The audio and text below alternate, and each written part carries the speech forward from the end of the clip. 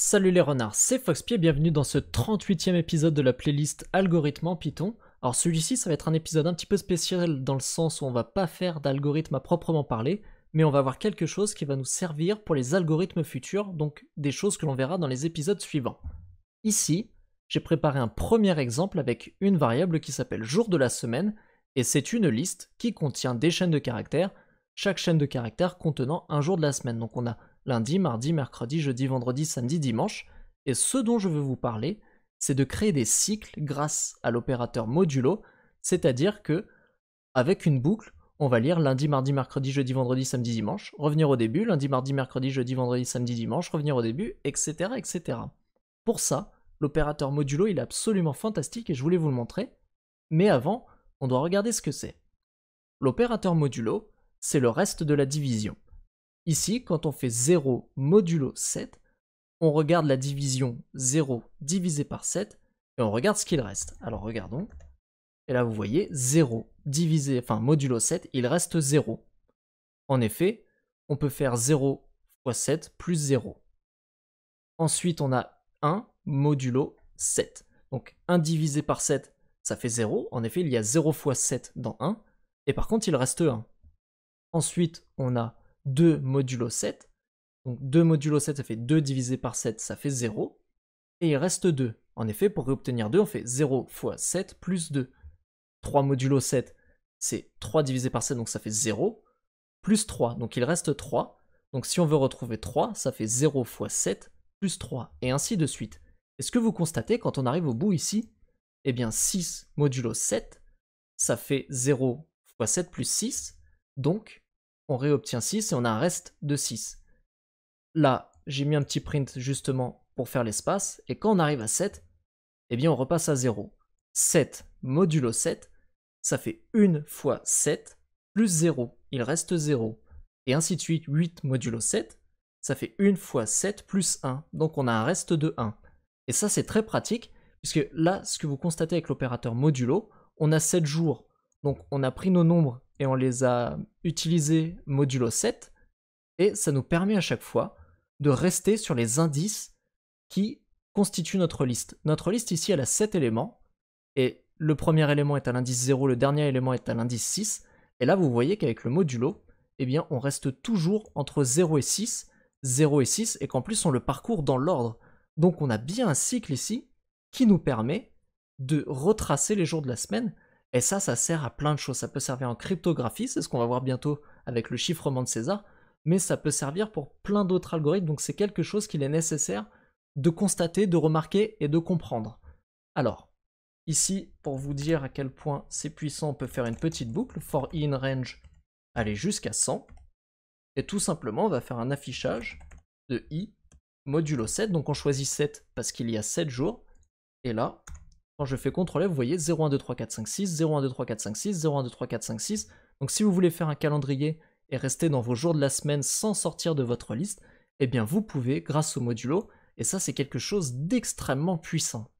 Deuxième petit exemple ici, j'ai créé une liste de joueurs, donc on a Sarah, Lucie, Antoine, Olivier, donc 4 joueurs, et admettons qu'on va coder un algorithme qui permet de distribuer les cartes dans l'ordre des joueurs, c'est-à-dire qu'on donne une carte à Sarah, une carte à Lucie, une carte à Antoine, une carte à Olivier, et on repart au début, une carte à Sarah, une carte à Lucie, une carte à Antoine, une carte à Olivier, etc. jusqu'à ce qu'on ait plus de cartes. Et bien là, avec le modulo, c'est très très simple de faire ça. Vous faites une boucle, alors admettons qu'on ait un jeu de 52 cartes, donc for i in range 52, et puis ici tout simplement je vais faire un print i modulo 4, on a 4 joueurs, donc on utilise le modulo 4, et là si je fais entrée, eh bien on a 0, 1, 2, 3, 0, 1, 2, 3, 0, 1, 2, 3, 0, 1, 2, 3, et 0, 1, 2, 3 ce sont les indices de cette liste. Sarah est à l'indice 0, Lucie à l'indice 1, Antoine à l'indice 2, Olivier à l'indice 3. Alors on pourrait justement coder quelque chose qui permet d'afficher ça de manière plus propre. Donc ici, je vais utiliser la méthode format, comme ceci. Et on va créer une petite chaîne de caractères. Donc je vais mettre ça, point. Et je vais marquer une carte est distribuée à. Et je vais remettre ça. Alors dans notre première variable, on aura i modulo 4. Et dans notre seconde variable, on aura la liste de i modulo 4. Et là, si je relance, Alors, namelist is not defined. Ah oui, c'est joueur. Donc, joueur. Et là, vous voyez, une carte est distribuée à Sarah, une carte est distribuée à Lucie, une carte est distribuée à Antoine, une carte est distribuée à Olivier, et on revient au début. Une carte est distribuée à Sarah, une carte est distribuée à Lucie, mais ça pourrait marcher également si on avait...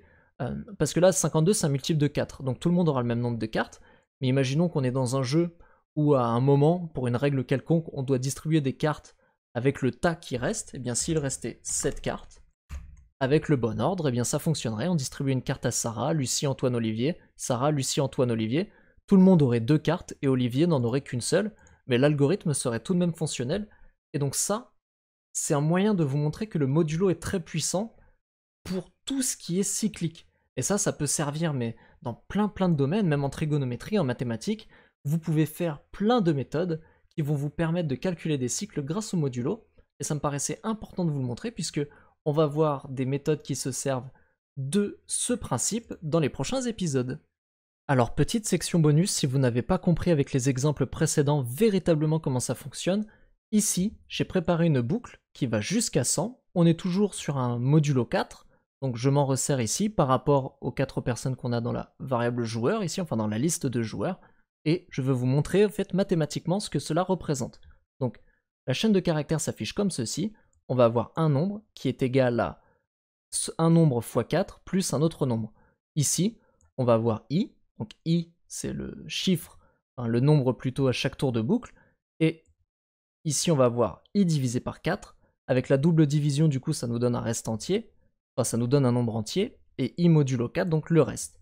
Alors regardons, pour tous les tours de boucle on voit ici que ça va jusqu'à 99, et 0 c'est égal à quoi? C'est égal à 0 fois 4, plus 0.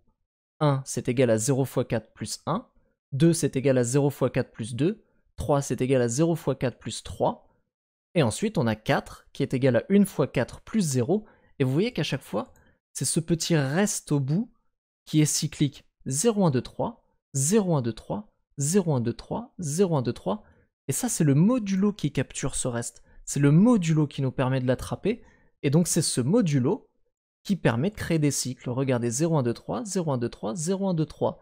Mais dans l'ensemble total, si vous voulez comprendre véritablement comment ça marche, quand on a une division et qu'on veut un nombre entier à cette division, eh bien il reste effectivement un nombre entier, mais il y a également des restes de division. 5 c'est égal à 1 fois 4 plus 1, 6 c'est égal à 1 fois 4 plus 2, etc. etc. Si on n'utilisait pas les nombres entiers, eh bien on aurait ici un nombre fractionnaire sans reste, mais nous ce qu'on veut c'est des nombres entiers. Par conséquent, quand on a des divisions de nombres entiers, eh bien il y a toujours un reste. Et c'est ce reste-là qui nous permet de créer des cycles. Donc vous pouvez regarder, de toute façon les codes seront sur mon GitHub, donc vous pouvez les manipuler pour voir un petit peu comment ça fonctionne, mais c'est très important de comprendre ces cycles avec les modulos, puisqu'on va s'en servir.